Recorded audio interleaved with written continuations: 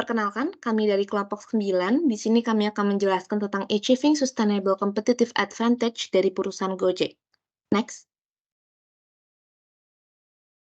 Dalam kelompok kami, ada saya Adriani Ajeng, kemudian ada Aprida Astuti, ada Lani Juliana, ada Muhammad Alfi, dan Rahma Dwi Koryati yang akan membawakan studi kasus dari Achieving Sustainable Competitive Advantage dari perusahaan Gojek.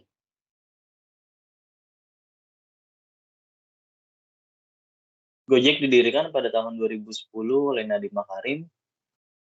Layanan Gojek ini menawarkan layanan pemesanan ojek, mobil, dan jenis transportasi lainnya.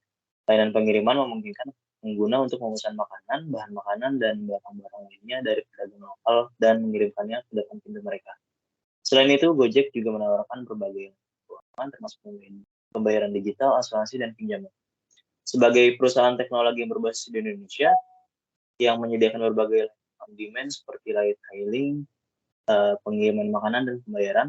Salah satu tantangan terbesar yang dihadapi Gojek dalam mencapai keunggulan kompetitif yang berkelanjutan adalah persaingan yang ketat di pasar tempat Gojek beroperasi. Berikut ini ialah permasalahan yang kelompok kami identifikasi. Persaingan yang meningkat. Gojek menghadapi persaingan yang ketat dari penyedia layanan transportasi dan pengiriman lainnya di pasar tempatnya beroperasi. Hal ini mempersulit perusahaan untuk mempertahankan pangsa pasarnya dan mempertahankan keunggulan kompetitifnya. Selain itu, Gojek juga menghadapi masalah dalam mempertahankan dan meningkatkan kualitas layanan. Bisnis layanan ride hailing berbasis motor atau ojek online di Indonesia masih didominasi oleh Gojek dan Grab. Dua perusahaan rintisan raksasa tersebut terus berebut pangsa pasar ojek online di dalam negeri.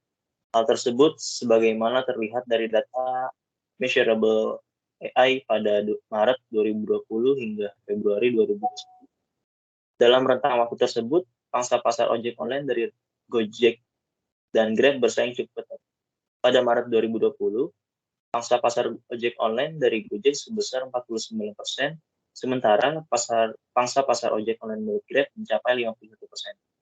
Pangsa pasar Gojek meningkat menjadi 60% pada Mei 2020, sedangkan Grab menguasai 40%. Proporsi itu berbalik menjadi sebesar 46% untuk Gojek dan 54% untuk Grab pada Juli 2020. Semenjak September 2020, Gojek terus menguasai pasar yang terlihat dari pangsa pasarnya tak pernah di bawah 50%. Hingga pada Februari 2021, Gojek masih menguasai pangsa pasar ojek online mencapai 59%. Gojek dan Grab merupakan perusahaan yang menyediakan transportasi berbasis online. Konsumen akan menerima persepsi mengenai layanan dan harga setelah menggunakan layanan transportasi berbasis online. Gojek adalah layanan transportasi dan pengiriman populer di Asia Tenggara, khususnya di Indonesia. Namun, pandemi COVID-19 telah mempengaruhi operasional perusahaan sehingga menyebabkan penurunan permintaan dan pendapatan. Saat pandemi melanda, Gojek mengalami penurunan permintaan layanan ride hailing yang signifikan karena pembatasan mobilitas dan perjalanan. Menanggapi tantangan ini, Gojek dengan cepat menyesuaikan operasinya untuk memenuhi kebutuhan konsumen yang terus bertambah dengan memperkenalkan layanan baru. Namun selama pandemi COVID-19 menyebar di Indonesia, di luar upaya di atas Gojek masih mengalami kerugian yang signifikan. Maka dari itu, kelompok kami akan mengidentifikasi bisnis strategi dari Gojek serta rekomendasi yang bisa kami berikan untuk produk tersebut. Next.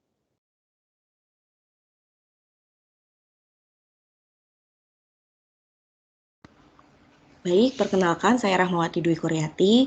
Saya akan menjelaskan mengenai formulation objective case pada perusahaan Gojek. Berikut akan dijelaskan mengenai beberapa formulasi seperti bisnis strategi maupun corporate strategi yang digunakan oleh Gojek sebagai pencipta pasar baru yang belum tersentuh oleh pesaing. Kemudian bagaimana bertahan di tengah persaingan dengan kompetitor lainnya maupun dalam mempertahankan eksistensinya selama melewati pandemi COVID-19. Berdasarkan hasil analisis yang dilakukan perusahaan Gojek, menerapkan beberapa formulasi sebagai berikut. Yang pertama, bisnis strategi Blue Ocean. Dalam menerapkan strategi Blue Ocean, Gojek tidak hanya menawarkan layanan transportasi, tetapi juga memperluas kelayanan pengiriman makanan dan belanja serta layanan lainnya seperti logistik dan e-commerce. Selain itu, Gojek juga memanfaatkan teknologi seperti machine learning dan artificial intelligence untuk mengoptimalkan layanan mereka. Hal ini juga memungkinkan Gojek untuk menentukan harga yang kompetitif, menentukan rute tercepat, dan memfasilitasi transaksi dengan lebih mudah dan aman. Dengan menerapkan strategi Blue Ocean ini, Gojek berhasil menciptakan pasar baru yang memenuhi kebutuhan pemanfaatan teknologi. Hal ini membedakan dirinya dari pesaing dan membantu Gojek menjadi salah satu pemain utama di industri ride-hailing dan layanan digital di Indonesia. Kemudian yang kedua, bisnis strategi differentiation. Perusahaan Gojek telah mengadopsi strategi ini melalui beberapa cara. Maaf. Ini belum beda next. Oke. Yang kedua, bisnis strategi differentiation. Perusahaan Gojek telah mengadopsi strategi ini melalui beberapa cara. Yang pertama, diversifikasi layanan, yaitu untuk membedakan dirinya dari pesaing dengan menawarkan berbagai jenis layanan dalam satu platform. Seperti layanan pesan antar makanan, pengiriman barang, pembayaran digital, dan lain sebagainya yang membedakan Gojek dari pesaingnya serta memberikan keunggulan kepada pelanggan karena mereka mendapatkan akses layanan dalam satu aplikasi. Yang kedua, inovasi teknologi. Gojek terus berinovasi untuk memberikan pengalaman pengguna yang lebih baik dan efisien. Misalnya fitur GoPay yang memungkinkan pengguna melakukan pembayaran digital di berbagai tempat. Kemudian yang ketiga, fokus untuk kepuasan pelanggan. Gojek berfokus untuk kepuasan pelanggan dengan memberikan layanan berkualitas tinggi dan menanggapi keluhan pelanggan dengan cepat. Gojek juga menawarkan program loyalitas untuk memberikan insentif kepada pelanggan yang sering menggunakan layanannya. Melalui strategi ini, Gojek berhasil membedakan dirinya dengan pesaingnya dan menjadi pemain utama dalam industri ride-hailing dan layanan serupa di Indonesia. Kemudian yang ketiga, yaitu Corporate Strategy Merger and Acquisition. Pada pandemi COVID-19 telah berdampak pada berbagai sektor, termasuk industri teknologi dan e-commerce. Meskipun e-commerce mengalami peningkatan permintaan, namun sejumlah bisnis lain seperti Gojek ini mengalami penurunan drastis karena adanya pembatasan penggerakan social distancing. Nah, pada tahun 2021, Gojek dan Tokopedia melakukan merger untuk membentuk perusahaan teknologi terbesar di Indonesia. Dengan menggabungkan kedua perusahaan ini diharapkan memiliki kekuatan untuk mengoptimalkan sumber daya serta memanfaatkan lebih banyak layanan kepada pelanggan. Selain itu, penggabungan ini juga untuk memperkuat posisi kedua perusahaan dalam menghadapi persaingan pasar. Namun, dengan adanya merger Gojek dan Tokopedia, tidak hanya dipengaruhi oleh dampak COVID-19, namun juga ada sebagian strategi jangka panjang dari kedua perusahaan ini untuk memperkuat posisi pasar digital di Indonesia untuk meningkatkan efisiensi operasional. Kemudian selanjutnya untuk analisis strategi Gojek untuk mencapai perusahaan yang sustainable akan disampaikan oleh rekan saya. Silakan.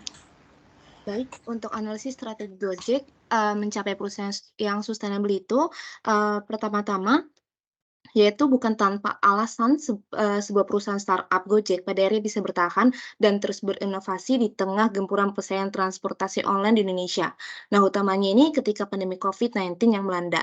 Menurut survei Institute for Development of Economics and Finance, or INDEF, saat ini Gojek menjadi layanan transportasi online yang paling banyak digunakan oleh konsumen Indonesia sebanyak 82 responden dibandingkan dengan layanan lain. Salah satu contohnya itu dari pesaingnya Grab sebesar 57,3%, Maxim yang berada di bawah rata-rata yaitu 20%, sekitar 19,6%, dan InDriver 4,9%. Nah, data tersebut menunjukkan bahwa walaupun konsumen memiliki aplikasi lain, menurut, survei Indef, kebanyakan konsumen ini pasti memiliki aplikasi Gojek sebagai pilihan utamanya. Nah, preferensi tersebut dipengaruhi oleh kepuasan konsumen terhadap kinerja dari aplikasi masing-masing brand. Next.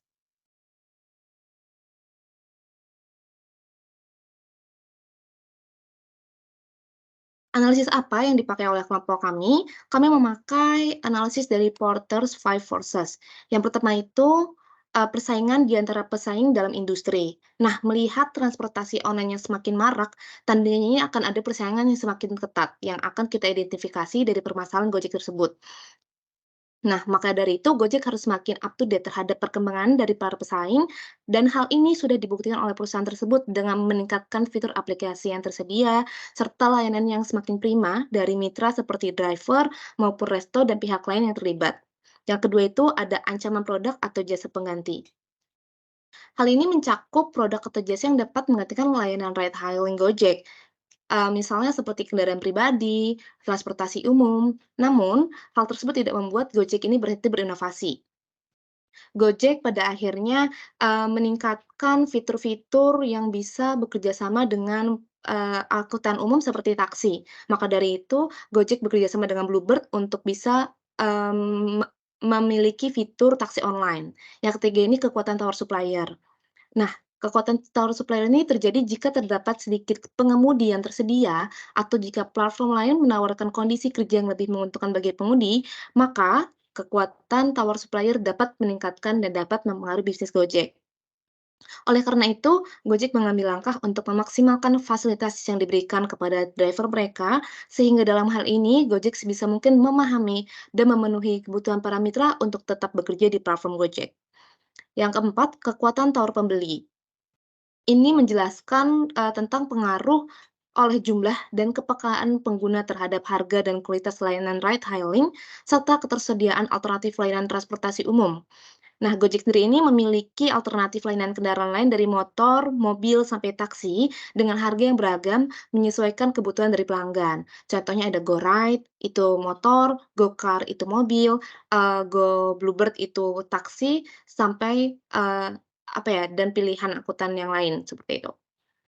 Yang terakhir, ini ancaman masuknya pesaing baru. Dalam analisis ini, Gojek pada akhirnya bisa berinovasi, tak hanya melalui persaingan harga, namun juga layanan serta fitur yang bisa mereka tingkatkan. Seperti Gojek ini juga menyediakan fitur keuangan, yaitu GoPay, yang bisa digunakan untuk mempermudah pembayaran di merchant yang bekerja sama.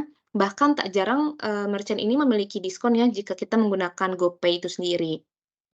Yang juga Gojek memiliki beberapa fitur seperti GoTransit yang mempermudah pembelian tiket KRL, kemudian GoTix pembelian tiket menonton film, sampai, apa namanya, fitur untuk paylater ya, ini juga masuk juga ke dalam Gojek. Maka dari itu, dengan adanya pesaing baru, Gojek tak hanya bersaing di harga, namun juga bersaing di hal lain seperti meningkatkan fitur-fitur yang lainnya. Next. Analisis dari kelompok kami selanjutnya itu ada SWOT analysis, yang mana ini SWOT ini terdiri strength, weakness, opportunities, and threat. Dalam strength, Gojek ini memiliki personal branding dan koneksi yang kuat, di mana Nadiem Makarim ini sendiri itu memiliki latar belakang pendidikan yang bergengsi, yang mana karena hal itu pada akhirnya Nadiem dapat memiliki jaringan ke sumber pendanaan dan sumber tenaga ahli yang dibutuhkan. Itu merupakan salah satu hal yang krusial ya, cukup krusial untuk, kekuatan dari Gojek itu sendiri. Yang kedua, brand yang kuat. Gojek ini merupakan merek terkenal di Asia Tenggara dengan reputasi yang baik sehingga platform ride-hailing dan layanan on demand itu sudah banyak dikenal oleh masyarakat, bahkan sampai ke luar. Yang ketiga ada diversifikasi layanan, kemudian, Gojek juga termasuk salah satu, eee pengemudi yang memiliki mitra lebih dari 200.000 di seluruh Indonesia. Yang kelima, ada investasi dan dukungan yang kuat.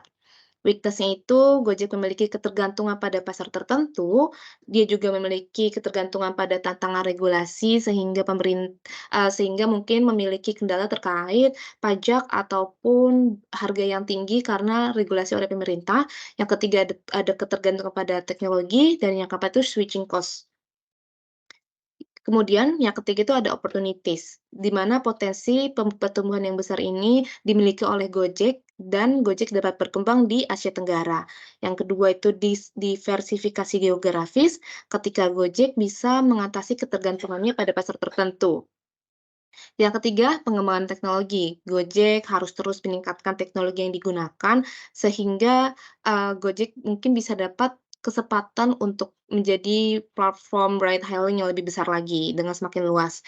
Kemudian yang keempat, Gojek ini memiliki ekspansi bisnis yang lebih meluas, karena Gojek ini menjadi salah satu target AEC dalam investasi sumber daya manusia.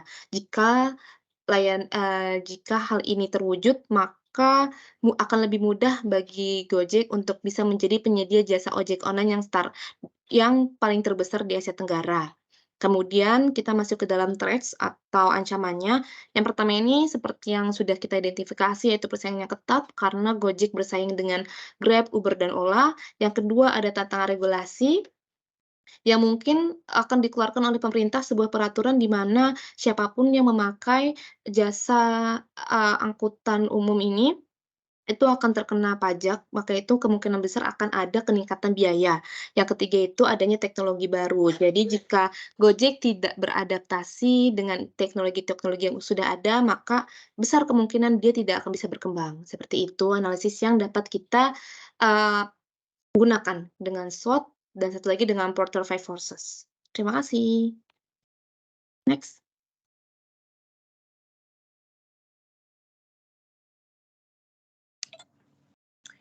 Kesimpulan yang dapat kami dapatkan dari penjelasan ini adalah Gojek adalah perusahaan teknologi berbasis di Indonesia yang menawarkan berbagai layanan berlangganan, termasuk layanan transportasi, pengiriman, dan pembayaran. Berdasarkan dengan analisa kami, Gojek menggunakan strategi bisnis dan strategi korporat yang cukup bagus dan juga kuat. Untuk bertahan dalam keadaan pandemi, dengan strategi ini, Gojek dapat melihat dan membedakan perusahaan dari para pesaing dalam menerapkan strategi Blue Ocean. Gojek tidak hanya menyediakan layanan transportasi, tapi juga melebarkan sayap bisnis ke layanan pesan antar makanan, bahan makanan, serta layanan lainnya seperti logistik dan belanja online. Adapun strategi yang dijalankan oleh Gojek. Yang pertama, diferensiasi strategi. Tujuannya ini agar Gojek itu mengetahui perbedaan para pesaing di pasar persaingan. Jadi Gojek bisa mengetahui nih perbedaan apa sih sehingga dia bisa melebarkan sayapnya untuk bisa mengembangkan inovasi-inovasi yang baru. Yang kedua ada daya tawar. Dengan banyaknya inovasi Gojek juga menawarkan berbagai macam program, mulai dari voucher diskon maupun cashback dari Gojek yang juga berinovasi untuk mengembangkan fitur yang ada, seperti GoTransit yang memudahkan pengguna untuk membeli tiket KRL, GoTix, membeli tiket nonton bioskop, dan juga jaringan driver dan juga menjadi aplikasi yang tidak hanya layanan transport tetapi juga fitur lainnya. Yang ketiga itu jaringan driver yang luas. Gojek juga memiliki jaringan pengemudi yang besar di Asia Tenggara. Di Indonesia tersendiri tersedia hingga 50 kota, lebih dari 200 mitra. Peluangnya berpotensi bertumbuhan yang makin besar. Gojek masih memiliki kemungkinan untuk terus berkembang untuk masa yang akan datang. Perkembangan untuk teknologi, Gojek juga harus terus meningkatkan teknologi yang digunakan di dalam platform untuk meningkatkan pengalaman penggunaan dan memperluas layanan yang ditawarkan. Ancamannya adalah para pesaing. Gojek bersaing dengan pesaing lokal dan juga global yang kuat seperti Grab dan Uber.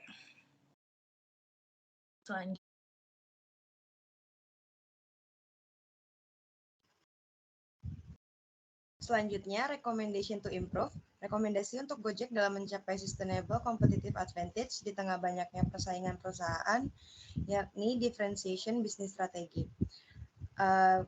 Ini berdasarkan hasil analisis yang digunakan oleh kelompok kami, yaitu Porter's Five Forces, yang dapat dilihat mengenai persaingan di antara pesaing dalam industri, ancaman produk atau jasa pengganti, kekuatan tawar supplier, kekuatan tawar pembeli, hingga masuknya ancaman pesaing baru. Kemudian ada analisis SWOT agar dapat mengetahui kekuatan perusahaan, kelemahan perusahaan, peluang untuk perusahaan, hingga ancaman bagi perusahaan baik dari dalam perusahaan ataupun dari eksternal perusahaan. Differentiation business strategy merupakan strategi bisnis yang dilakukan oleh Gojek untuk menawarkan produk atau layanan yang berbeda dengan para pesaing. Dengan menerapkan strategi bisnis ini, Gojek mampu mendapat peluang lebih besar untuk menciptakan kesetiaan pelanggan yang lebih, meningkatkan pangsa pasar, dan juga meningkatkan keuntungan. Misalnya seperti diversifikasi layanan. Awalnya Gojek hanya merupakan untuk pemesanan layanan transportasi, namun kini bisa banyak dilakukan seperti pemesanan makanan, belanja, pengiriman barang, layanan keuangan, ataupun pemesanan tiket untuk transportasi umum lainnya.